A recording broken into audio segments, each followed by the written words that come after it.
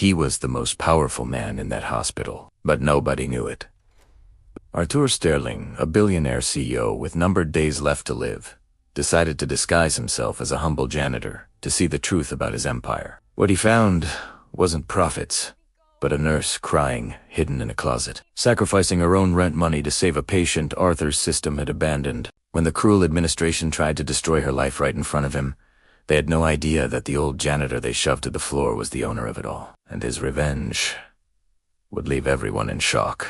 The CEO's revelation will not only save the nurse, but will destroy the corporate system he built. To witness this epic justice and not miss a single detail of this confrontation, click the subscribe button now and turn on notifications. You won't want to blink. Arthur and Sarah's story begins in 3, 2, 1.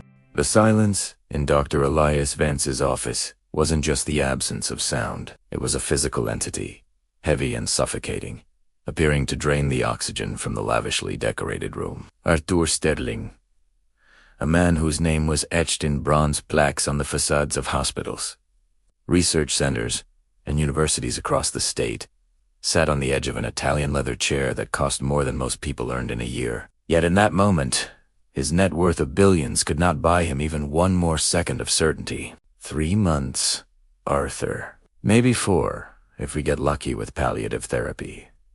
The words hung in the air like dust motes, illuminated by a cruel beam of light glioblastoma. Grade 4. The irony tasted metallic and bitter in Arthur's mouth. He, the CEO of Sterling Medical Group, the titan who had built an empire dedicated to saving lives or, at least profiting from their preservation, was being corroded from the inside by a biological failure no money could bribe. He looked at his own hands. They were manicured, callus-free, hands that signed mergers and layoffs with the same permanent ink pen. Hands that now trembled He left the office without saying much, ignoring the attempts of the Dr. Ann, old college friend, to offer comfort or discuss experimental treatments in Switzerland. Arthur got into his car, an armored black sedan, and dismissed the driver with a sharp gesture, taking the wheel himself. He drove aimlessly, watching New York City pass through the tinted glass. He saw people rushing to the subway, saw couples arguing on the corner, saw life happening in its rawest, most banal form, and he felt an overwhelming envy. Those people had time.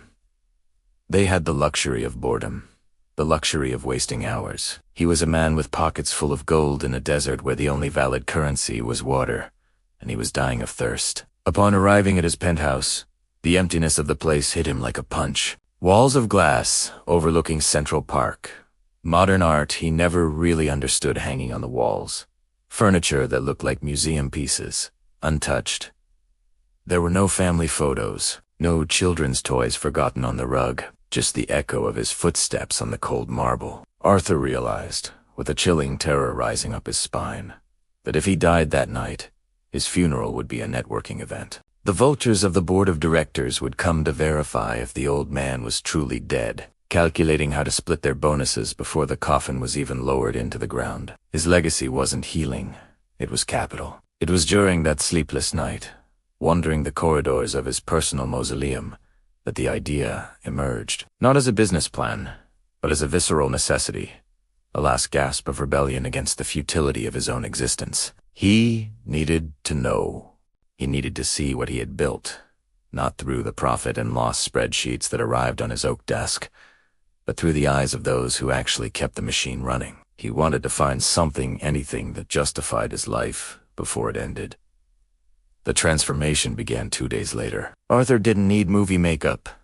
The disease had already done half the work. He stopped dyeing his hair, letting the gray dominate his temples. He swapped his bespoke suits for worn-out gray work jumpsuits he bought at a thrift store in Queens. He let his stubble grow, giving him an air of chronic exhaustion that wasn't feigned. Looking at himself in the service bathroom mirror, he didn't see Arthur Sterling, the tycoon. He saw Artie, an invisible man, a man society trained its eyes to ignore, to look through, as if he were part of the furniture. With forged documents, facilitated by his former life of shady connections, he was hired by the cleaning contractor that serviced Sterling Memorial Hospital, the crown jewel of his empire. The irony of mopping the floors of the building that bore his surname did not escape him. On the contrary, it felt like appropriate penance. The first day was a reality shock as violent as the diagnosis. The smell of the hospital wasn't the aseptic, neutral aroma he smelled during official visits surrounded by fawning directors. No, at ground level, the hospital smelled of cheap disinfectant mixed with sweat, fear, and stale cafeteria food. Artie was given a mop, a bucket with squeaky wheels, and a list of tasks that seemed endless. The supervisor, a man named Frank, with a thick neck and little patience, didn't even look him in the eye when barking orders. "Scrub it till it shines, old man. If I see a spot, you're back in the unemployment line." Arthur, or Artie, just nodded, lowering his head. Invisibility was his cloak. As he pushed the cart through the bustling corridors, he began to listen. Without the force field of his wealth, conversations flowed around him unfiltered. He heard doctors complaining about how public insurance patients were a waste of time. He heard administrators speak. He had indirectly hired himself discussing budget cuts in the pediatric wing to boost the quarterly bonus. Every word was a knife wound. His hospitala, the place that was supposed to be a sanctuary of healing, had become a factory for processing human meat, managed by cold spreadsheets and even colder hearts. The hours dragged on. Arthur's back ached, a sharp pain mingling with the constant discomfort of his illness. His hands, once used to holding crystal glasses, were now red and raw from the chemicals, but he kept going.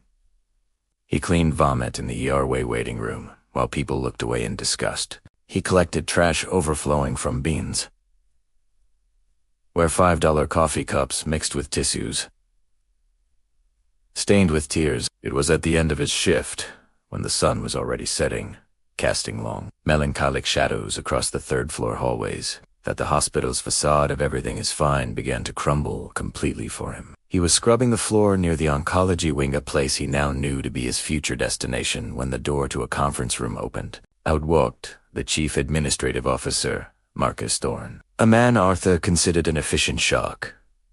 Thorne was laughing on the phone. "Yeah, we cut the social assistance for chronic cases. The profit margin is going up 15% this month. If they can't pay, they can't stay simple as that. We're not a charity, we're a business." Arthur gripped the mop handle so hard his knuckles turned white. The anger, hot and volcanic, bubbled in his chest, momentarily stronger than the cancer. Was this his legacy? This brutal cynicism? He felt a dizziness, the world spinning slightly, and had to lean against the wall to keep from falling. He owned all of this, but there, in that gray uniform, he had no power to scream. Not yet. Breathing heavily, trying to calm his erratic heartbeat, Artie pushed his cart toward the service area, seeking a moment of peace away from Thorne's toxicity. He turned down a narrow, little-used hallway that led to the fire escape and supply closets. It was a part of the hospital the marketing cameras never showed. Flickering fluorescent lights, peeling paint, the backstage of pain.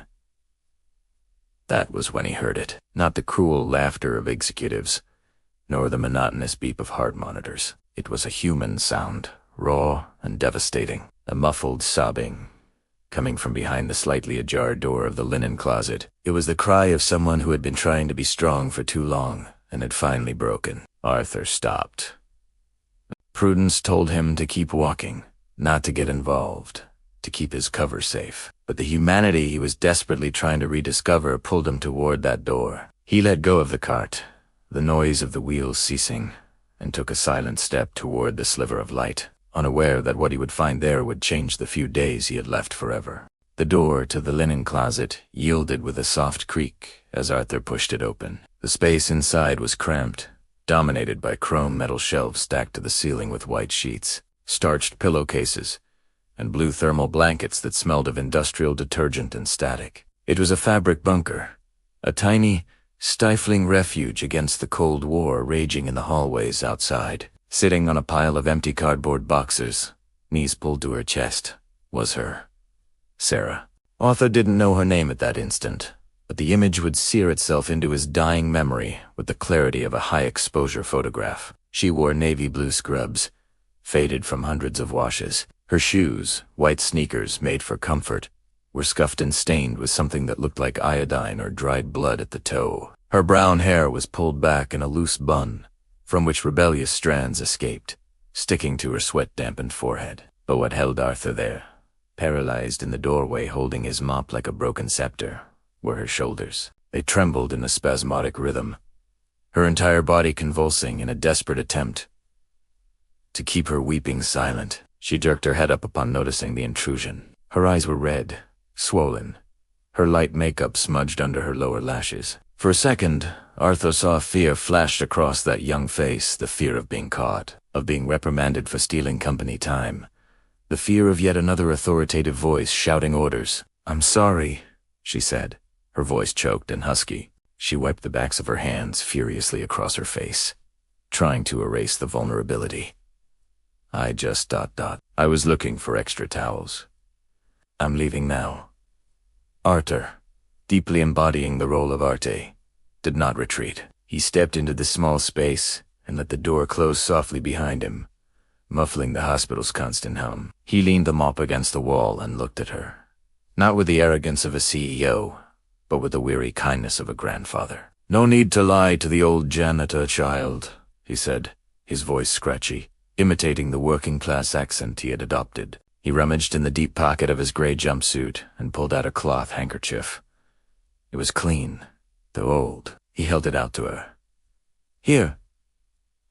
Hospital toilet paper is sandpaper. This is better." Sarah hesitated, looking at the stranger's calloused hand, then at his face. She saw the wrinkles, the stubble, the fatigue in his eyes that mirrored her own. The defensive barrier she kept up for 12 hours straight crumbled. She took the handkerchief and pressed it to her eyes, letting out a shaky sigh that seemed to come from the bottom of her soul. "Thank you," she whispered. Arthur pulled over a sturdy plastic crate and sat opposite her, at a respectful distance. His bones protested, the tumor in his brain sending sharp warning pangs. But he ignored them. The physical pain was irrelevant compared to the moral pain he was witnessing. "Want to tell me who the idiot was?" Arthur asked. "Was it a grumpy patient or one of those doctors who think they're God?" Sarah let out a short, humorless laugh, sniffing. "If it were just the patients, it would be easy. They're in pain. They're scared. I get that." She looked at the ceiling, where a fluorescent light buzzed intermittently. It was Dr. Thorne, and the head nurse, Mrs. Gable. Marcus Thorne's name made Arthur's stomach turn. He remembered the phone conversation he had overheard earlier. "What did they do?" Arthur asked, with dangerous softness. "I have a patient. Mrs. Higgins, 74 years old. She was a public school teacher her whole life. She has a nasty post-op infection." Sarah began to speak, and the words poured out as if a dam had broken. She needed to talk, and this invisible janitor seemed to be the only wall that didn't have ears for the administration. Her insurance denied coverage for the stronger antibiotic, the only one that really works fast. They said the generic is sufficient, but it's not. "She's suffering, Artie. She moans in her sleep." She squeezed Arthur's handkerchief in her hands. "I went to talk to Thorne. I tried to argue for us to give the medicine as a humanitarian courtesy." He laughed. He literally laughed in my face and said, if I wanted to play Mother Teresa, I should work at a church, not a publicly traded company. And Mrs. Gable, she told me if I wasted 5 more minutes advocating instead of changing bedpans, she'd give me a formal write-up. Arthur tasted bile in his mouth. Publicly traded. Company. Words he had used 1,000 times in shareholder speeches now sounded like obscenities. He looked at Sarah. She couldn't be more than 30, but there were shadows under her eyes belonging to someone who had seen wars. She was the definition of exhaustion. He noticed her hands were dry, the skin cracked from so much washing and sanitizing. They were healing hands, being destroyed by the system he had created. "You haven't eaten anything today, have you?" Arthur observed, shifting the focus. Sarah shook her head. "Didn't have time. We had 3 emergency admits, and a code blue in room 304. I didn't even have time to pee, let alone eat." Arthur patted the other pocket of his jumpsuit. He had brought a cheese sandwich wrapped in foil part of his disguise, the humble lunch of a manual laborer. He placed it on the box between them and carefully tore it in half. "Half for you, half for me. he declared, "and don't take no for an answer. You can't save Mrs. Higgins if you faint from hunger." Sarah looked at the squashed sandwich as if it were a gourmet feast. "You don't have to do this." Eat," Arthur ordered gently, as they ate in silence in that tight cubicle. A strange intimacy formed. There was no hierarchy there. There was no billionaire CEO and subordinate nurse. There were just two human beings sharing crumbs in the darkness. Arthur watched her eat voraciously, trying to maintain dignity. He saw in her something he hadn't seen in decades. Genuine purpose. She wasn't there for the paycheck, which he knew was shamefully low, thanks to his cost optimization policies. She was there because she cared. She was crying and hiding, not because the work was hard, but because the system prevented her from doing the work right. "You know, Artie," she said after swallowing the last bite, wiping her lips. Color was slowly returning to her face. "Sometimes I feel like we're fighting a losing battle. The hospital, used to be about healing. Now it feels like an assembly line. If you don't have the right credit card, you're just a defect on the conveyor belt. And I'm the mechanic who has to tell them there are no spare parts." It wasn't always like this. Arthur let slip a moment of character break. "Maybe," Sarah shrugged, skeptical. "But ever since the Sterling Group took over everything in town, it's all become numbers. They say the owner, this guy Sterling, has never even stepped foot in a public ward. Must be on a yacht somewhere while we decide who gets morphine and who gets Tylenol."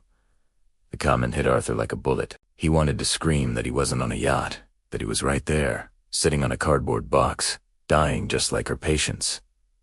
But he swallowed the defense. She was right. Her perception was the reality he had allowed.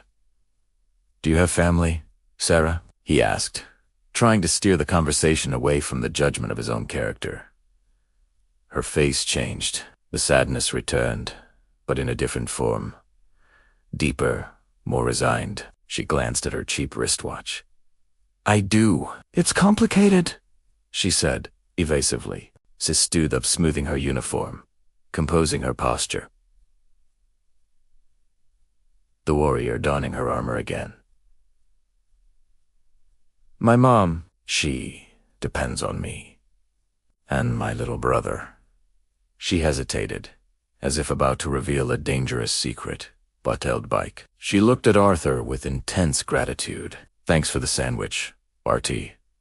And for listening. Most people here do you want to even look at my face, unless they need me to clean up a mess."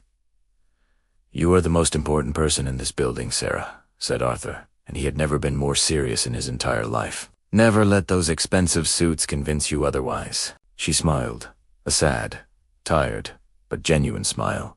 "You're a good man, Artie. Good people are rare around here." She opened the door, checking the hallway before exiting. The hospital noise invaded the sanctuary again. Carts rolling, the intercom paging, Dr. Patel, phones ringing. "I have to go," she said, lowering her voice. "I have to check on Mrs. Higgins. I promised her I'd do something about her pain before my shift ends." Arthur watched her leave. He saw the determination in her stride, the way she squared her shoulders before entering the combat zone. But something about her phrase, something triggered an alert in Arthur's analytical mind. What did she intend to do? The system had denied the medication. If she couldn't get approval, how would she keep her promise? He waited a few seconds and grabbed his mop. He wasn't just going to clean floors today. He was going to follow her. Arthur Sterling had spent a lifetime chasing profits. But now, disguised as a nobody, he felt he was about to discover the true cost of his fortune. And he had a terrible feeling that Sarah was about to do something stupid, noble, and dangerous. Something that could cost her the career she cherished so much. He pushed the cart into the hallway, his eyes fixed on the figure in blue disappearing around the corner of the West Wing, where secrets were kept under lock and key and hopelessness was the only constant visitor. Arthur kept a safe distance, pushing his cleaning cart with a calculated slowness, transforming himself into a gray shadow against the hospital's beige walls. Following Sarah wasn't difficult. She moved with the urgency of someone carrying a ticking time bomb, her sneakers squeaking softly on the waxed linoleum. She didn't go to Mrs. Higgins' room immediately. Instead, she turned right, toward the central hospital pharmacy window located in the main lobby of the second floor. It was a transition area, with the smell of burnt coffee from the snack bar mixed with the sterile odor of alcohol. Arthur stopped near a large artificial plant, pretending to polish a non-existent smudge on the glass of a bulletin board, but his ears were tuned to the conversation at the counter. Sarah was leaning over the glass, talking to the pharmacist, a young man with deep dark circles under his eyes, named Ben.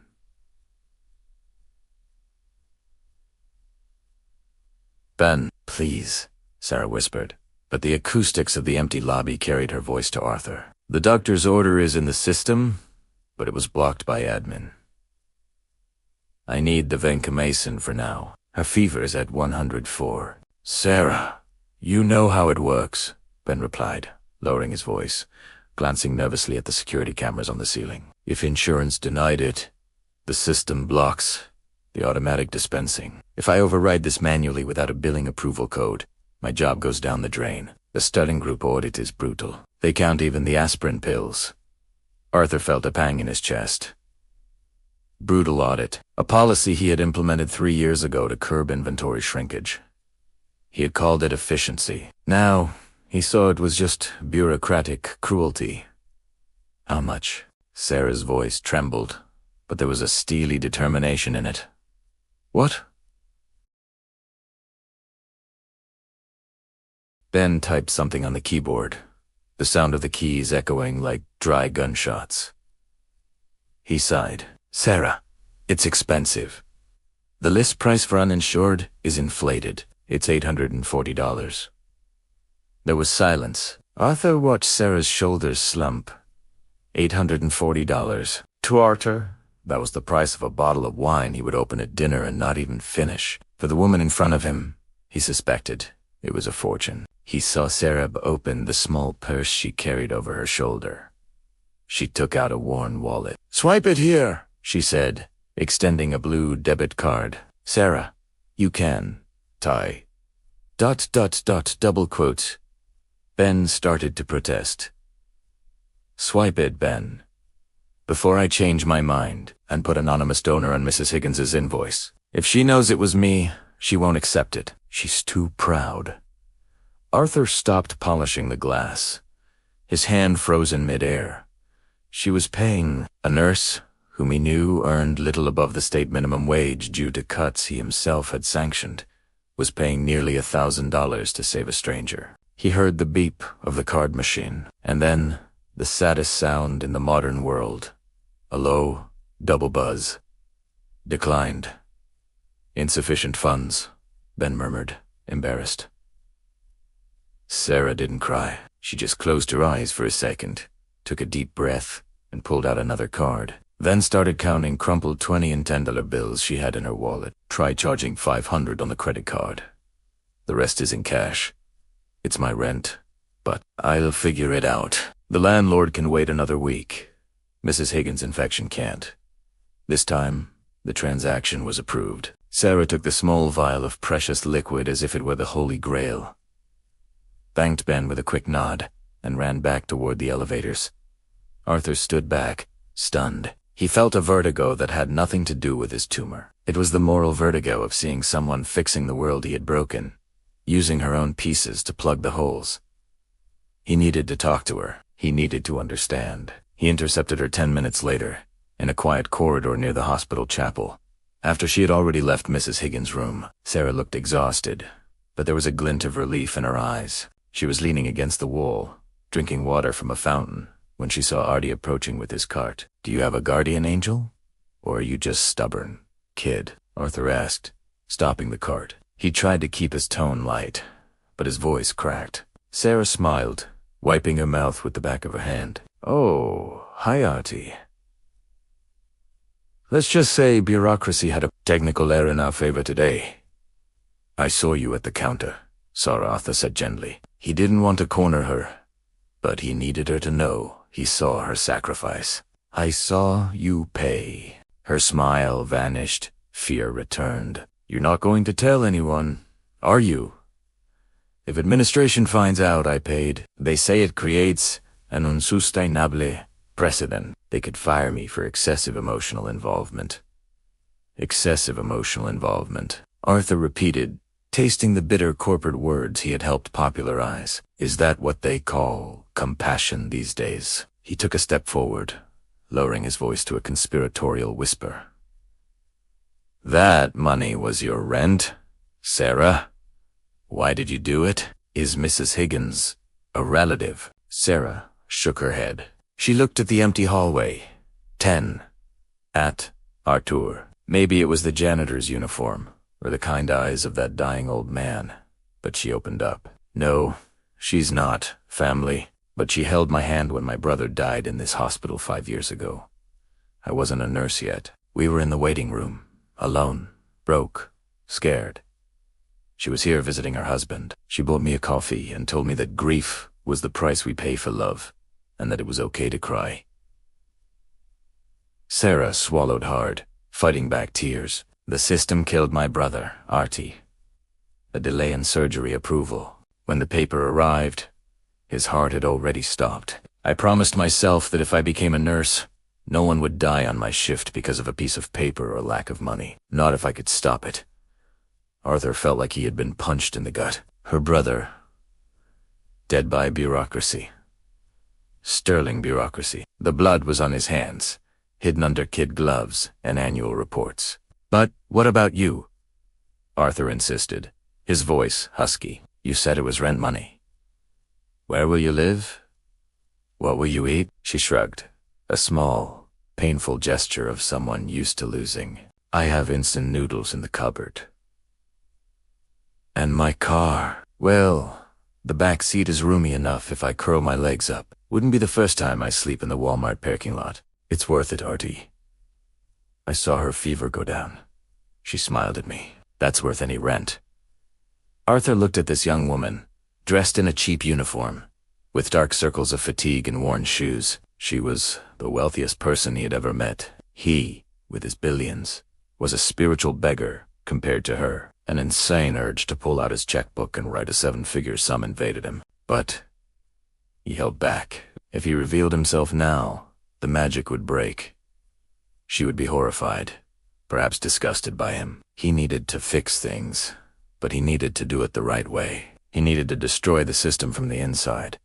And for that, he needed to stay Artie for a little longer. You're a hero, Sarah, he said, and the simplicity of the phrase carried enormous weight. But heroes bleed. You need to take care of yourself. I'm fine, she lied, forcing a smile. I just hope Thorne doesn't find out. He was prowling around the nurse's station earlier, asking about the wing's cost metrics. As if his name invoked a curse, the intercom in the hallway crackled. Nurse Sarah Miller. Reports to the administration office immediately. Nurse Miller, administration. The blood drained from Sarah's face. She looked at Arthur with pure panic. They found out, she whispered. God. How did they find out so fast? Arthur felt a wave of fierce protection, a paternal instinct he never knew he possessed. Stay calm. Don't admit anything. Say it was a system error, that the computer cleared it on its own. Don't give them ammunition. They'll check the cameras, Artie. Ben, he'll have to tell the truth to save his job. She adjusted her uniform with trembling hands.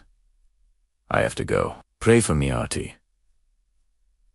She walked away, heading toward the administrative slaughterhouse with her head held high, but her legs shaky. Arthur wasn't going to pray. He waited for her to turn the corner and abandon the cleaning cart in the middle of the hallway, something Artie would never do. He followed in the same direction but kept his distance. He knew the layout of the administration wing. He knew Marcus Thorne's office had vertical blinds that were rarely fully closed, and he knew the door had poor soundproofing if you knew where to press your ear. As he approached the administrative area, Arthur saw something that made his blood run cold. It wasn't just Thorne waiting for her. Through the crack in the frosted glass door, he saw the silhouette of 2 security guards, and a woman in an impeccable gray suit Victoria Vance, the head lawyer of Sterling Group's Risk and Compliance Department. They weren't there for a warning. Victoria's presence meant they were preparing something much bigger than a firing. They were preparing a criminal lawsuit. Arthur hid in an alcove housing a water cooler, pressing himself against the cold wall. He heard Thorne's voice, muffled but audible, dripping with venom. Theft of pharmaceutical property, fraud in the billing system, and unauthorized administration of controlled substances. Miss Miller, do you have any idea of the gravity of what you've done? You didn't just violate company policy. You committed a crime. Arthur clenched his fists. They were going to destroy her, not because she stole, she paid, with her own sacrifice boot. Because she dared to defy their profit logic. They were going to make an example of her to scare any other employee who thought of putting life above money. Arthur's breathing became short. The tumor throbbed, his vision blurred at the edges. But anger kept him focused. He needed proof. He needed to hear their full plan. He fumbled in his jumpsuit pocket for his phone, an old, scratched model that Artie would use, but which was actually a state-of-the-art smartphone disguised with an old case. He activated the voice recorder. Inside, Sarah's voice sounded weak but audible. I paid for that medicine. I have the receipt. I saved her life. You subverted the authority of this hospital, retorted the icy voice of lawyer Victoria, and in doing so, you exposed the Sterling Group to incalculable risks. If that patient has an adverse reaction, the fault is ours. We will ensure your nursing license is revoked, Ms. Miller, and we will sue for damages to corporate reputation. Arthur heard the sound of a chair being dragged violently. The stage was set. The trap was sprung, and Sarah was alone in the lion's den. Arthur knew that as a janitor, he couldn't barge in and save her now. They would laugh at him and kick him out. He needed something more drastic. He needed to set the stage for his own revelation. But time was running out fast, and his health was hanging by a thread. He looked at the phone recording. That was the start. But he needed more. He needed to see how far their cruelty would go. And unfortunately, he felt the night was just beginning to darken. Marcus Thorne's office was a monument to corporate coldness. Brushed steel furniture, blinds that sliced the night light into severe strips, and air conditioning set to a temperature that would make a morgue feel cozy. Sarah Miller sat in the guest chair, which was purposefully lower than Thorne, his desk looking small and cornered. Arthur, with his ear pressed against the crack of the door, felt every word spoken inside like a physical whip crack. The tumor in his brain throbbed in sync with his rage, a growing pressure behind his eyes that blurred his peripheral vision. But he refused to leave. "Let's keep this simple, Ms. Miller," said Victoria Vance, the lawyer. She slid a document of thick paper across the desk. "We don't want to ruin your life. The Sterling Group is benevolent. If you sign this admission of guilt stating that you acted alone, under emotional stress, and that you diverted medical supplies for personal use, we won't call the police. You'll be terminated for cause, lose your benefits, but you'll keep your freedom. Diverted for personal use." Sarah gasped, her voice shaking with indignation. "I bought antibiotics for a dying patient. I didn't use drugs." Thorne leaned back in his chair, twirling a Mont Blanc pen between his fingers with a smug smile. "That's what you say, Sarah. But look, security did a routine search of your locker 10 minutes ago. And guess what they found in your bag?" He opened a drawer and tossed an orange plastic bottle onto the desk. The hollow sound of plastic hitting would echoed like a gunshot. "Oxycodone," Thorne said, savoring the lie. "No prescription. A significant amount, enough to constitute trafficking if the police are in a bad mood." Arthur felt his blood boil. They planted the drugs. They weren't just firing her. They were setting her up to destroy her completely, blackmailing her to ensure she never spoke about the hospital's negligence with Mrs. Higgins. It was dirty, vile, and unfortunately, efficient sabotage. That's not mine," Sarah whispered, tears streaming freely now. The horror of the situation paralyzed her. "You put that there. You are monsters."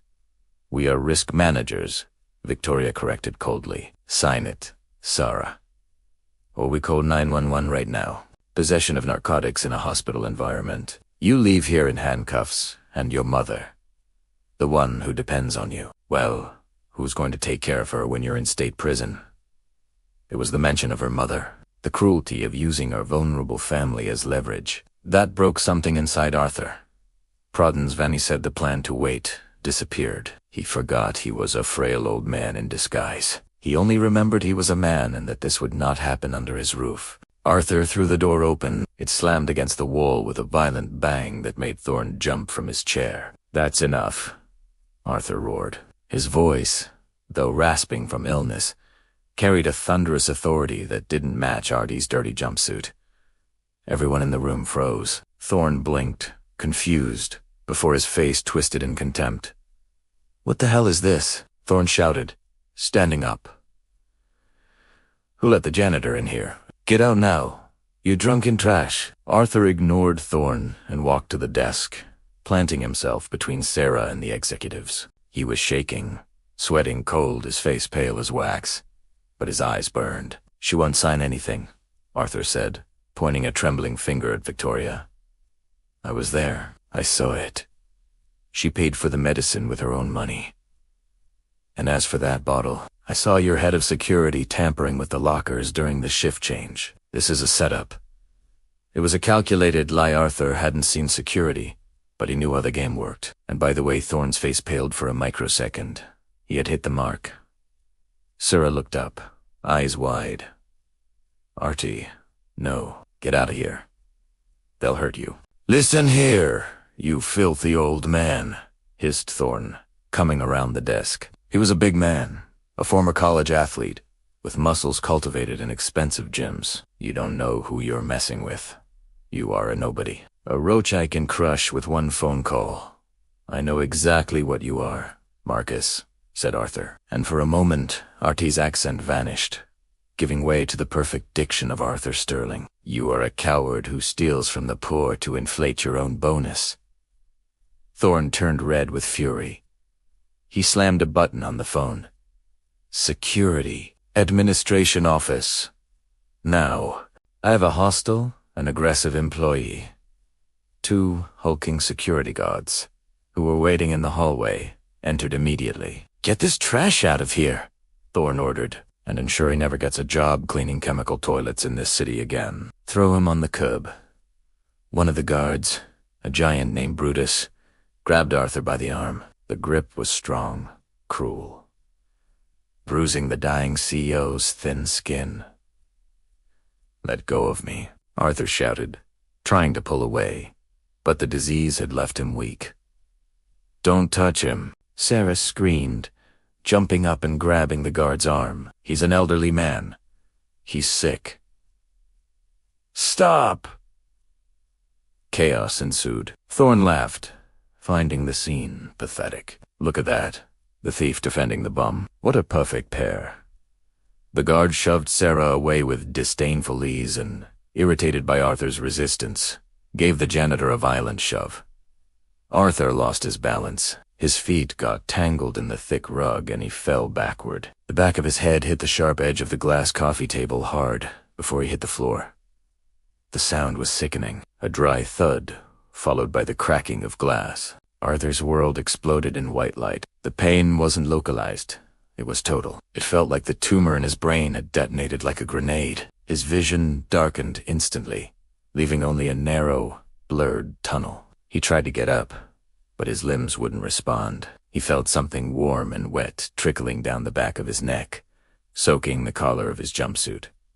"My God, Artie." Sarah's scream was the only thing that pierced the deafening ringing in his ears. In that moment, Sarah Miller had a choice. The lawyer still held the pen and paper. The door was open.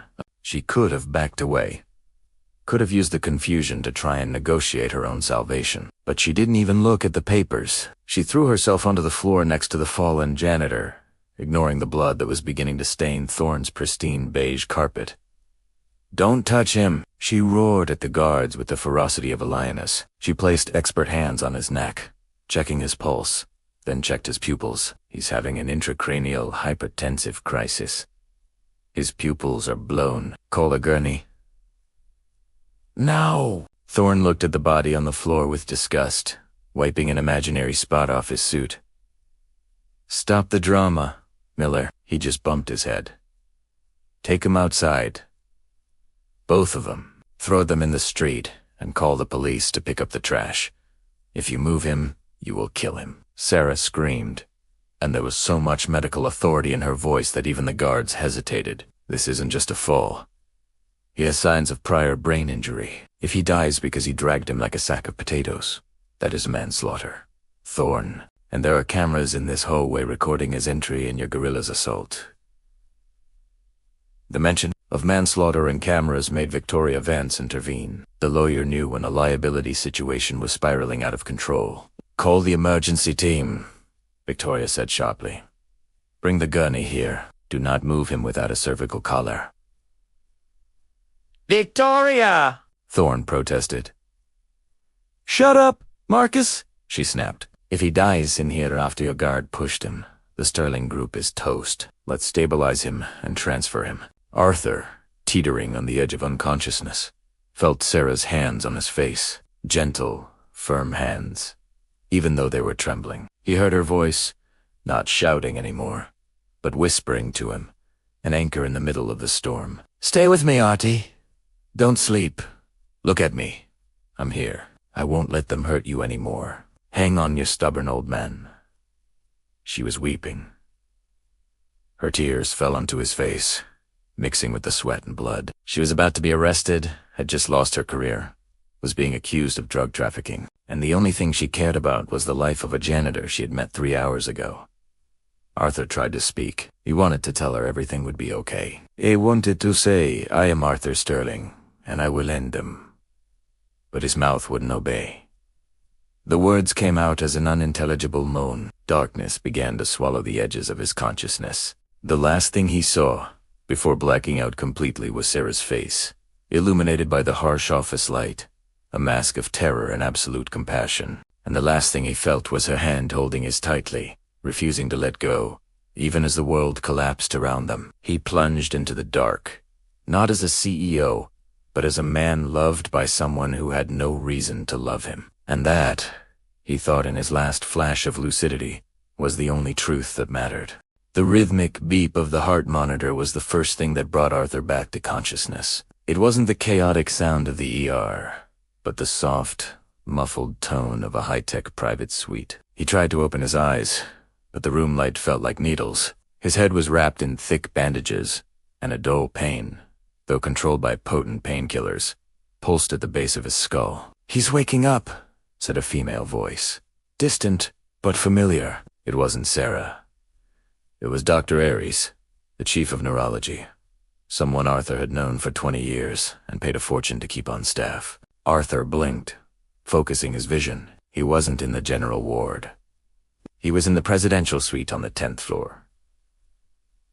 The room reserved for diplomats, celebrities, and, of course, the hospital owner. Around his bed, there weren't just doctors. There were expensive suits. His personal lawyer, Michael, was there, wearing an expression of contained panic. "Mr. Sterling," called Dr. Aris gently. "Can you hear me, sir? Squeeze my hand if you understand." Arthur squeezed. Strength was returning slowly. "Thank God," sighed Michael. "Arthur, what the hell were you doing?" "The board is in an uproar. The media. We managed to suppress it for now, but there are rumors of an incident in administration." Memory returned in a violent wave. Sarah's scream, the shove, the breaking glass. Arthur tried to sit up, ignoring the nurse's protests. "Where is she?" His voice was a dry tear in his throat. "Who, sir?" "The nurse? Sarah Miller, the woman who saved me." Michael exchanged an uncomfortable glance with Dr. Aris. "Arthur, there was a complicated situation. Mr. Thorne, well, he insisted on pressing charges against the employee. She is being held in the ground floor security room, awaiting the police for transfer. They allege possession of narcotics and assault on an executive." The fury Arthur felt was unlike anything before. It wasn't hot. It was icy, absolute, and lethal. "Get me a wheelchair," Arthur ordered. "Sir, you have a severe concussion, and your tumor ... double quotes, I said. Get the chair. Now." And summon Marcus Thorne and Victoria Vance to the main conference room. "Tell them the chairman of the board wants to see them. Do not tell them it's me. Just say the chairman." 10 minutes later, a surreal procession moved through the corridors of Sterling Memorial Hospital. Arthur, Wearing a silk robe Michael had brought, but still sporting the head bandages and Artie's visible bruises on his face, was pushed by his lawyer. Behind him, a phalanx of nervous doctors. They entered the conference room. Marcus Thorne and Victoria Vance were already there, looking annoyed at being called in the middle of the night. Thorne was on the phone, his back to the door. "Yes, I want bail denied. She is a flight risk. Destroy that girl," he was saying into the phone. "Hang up the phone, Marcus," said Arthur. His voice didn't need to be loud. The room's acoustics did the work. Thorne spun in his chair, ready to distill arrogance, but froze.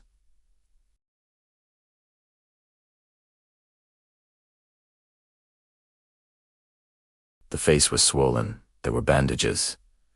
But the eyes, they were the same eyes of the janitor he had ordered thrown in the trash. They were also the eyes staring at him from the oil painting hanging in the lobby. The color drained from Thorne's face so fast he looked like a standing corpse. The phone slipped from his hand and hit the carpet with a dull thud. "Mr. Sterling," stammered Thorne. "But... ... We were told, the janitor... ... Double quotes, the janitor's name was Artie, said Arthur, every syllable loaded with venom. "A man you ordered beaten. A man who watched you plant evidence against an innocent woman. A man who heard you call human life a business." Victoria Vance, always the strategist, tried to speak. "Mr. Sterling, there has been a terrible misunderstanding. We were merely protecting the corporation's interests against a dishonest employee." "Dad," Arthur cut her off, not even looking at her. "Michael, do you have the recording I recovered from my phone?" The lawyer nodded and placed Artie's old device on the mahogany table.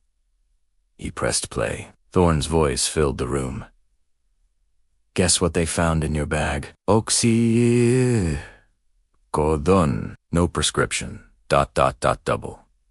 Quotes followed by Sarah's voice denying it, and the implicit admission that it was a setup. The silence that followed was sepulchral. "You are fired," declared Arthur. "Not just fired. You are banned from the healthcare industry. Michael is already drafting complaints to the medical board and the bar association. And Marcus, if you try to get near any hospital of mine again, I will spend every penny of my fortune ensuring you spend the rest of your life answering lawsuits you cannot afford." Thorne opened his mouth, but no sound came out.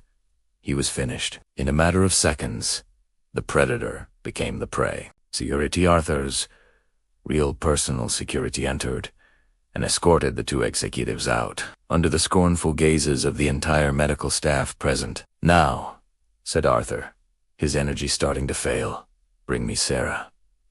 When Sarah entered the room, she looked small. Her eyes were red from crying, her hands cuffed in front of her. She didn't know who had called her. She expected to see the police. When she saw Arthur in the wheelchair, she didn't see the billionaire. She saw Artie. She ran to him, ignoring the lawyers, and fell to her knees beside the chair, holding his hand with her cuffed hands. "Artie, you're alive," she sobbed, relief washing the fear from her face. "They said you had died, ... I was so scared. Your head, ... Arthur looked at the lawyer. "Get those off her. Now." The head of security rushed to unlock the cuffs. Sarah rubbed her wrists, confused, looking around. She saw the expensive suits, the luxury of the room, the deference with which everyone treated the janitor. She looked at Arthur, really looked, and the pieces began to fit. Shock replaced concern.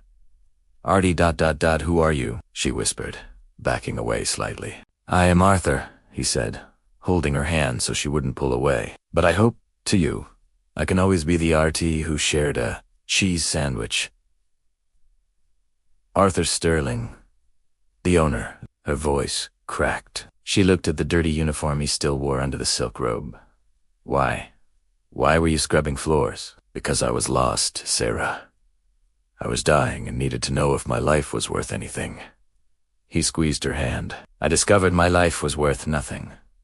But I discovered that the people who work for me, some of them are worth everything." Arthur signaled Michael, who handed him a leather folder. "Mrs. Higgins," Arthur said. "Her therapy has been fully covered." She has been transferred to the VIP suite and is receiving the best care possible. She is going to live. Sarah. Sarah brought her hands to her mouth, tears returning. And as for you, Arthur continued, his voice choked with emotion and extreme exhaustion. I don't have much time, Sarah. My diagnosis is real. But before I go, I'm going to fix what I broke. He opened the folder. This document creates the Sarah Miller Patient Advocacy Foundation. It is an independent fund, financed with 40% of my personal shares. The goal is simple. Ensure no person is turned away from this hospital for lack of money. And you are going to chair it. Me. Sarah gasped. I'm just a nurse. You are the only person in this building who had the courage to do what is right when no one was looking. You are the conscience. This place lost Artur smiled, a weak but radiant smile. You won't be cleaning up messes anymore, Sarah. You're gonna stop them from happening. You are. Sarah couldn't speak. She just wept and nodded, holding the hand of the man who, hours before, was just an invisible old man. Epilogue. 3 weeks later, Arthur Sterling's funeral was a national event, televised and attended by governors and moguls. There were long speeches about his visionary genius and market leadership.